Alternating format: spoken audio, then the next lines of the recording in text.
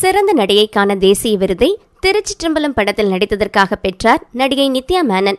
நடிகை நித்யா மேனன் இதுவரை 50க்கும் மேற்பட்ட படங்களில் நடித்திருக்கிறார்.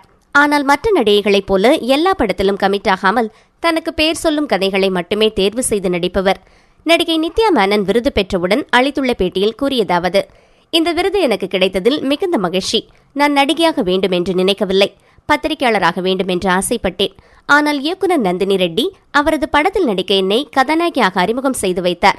நித்யா மேனன் 8 வயதில் ஹனுமான் என்கிற ஆங்கில திரைப்படத்தில் குழந்தை நட்சத்திரமாக அறிமுகமானார். ஆனால் நான் நினைத்தது போல் சினிமா வாழ்க்கை அவ்வளவு ஈஸியாக இல்லை. என்னை எப்போதுமே திமிர் பிடித்த நடிகை என்று கூறுவார்கள்.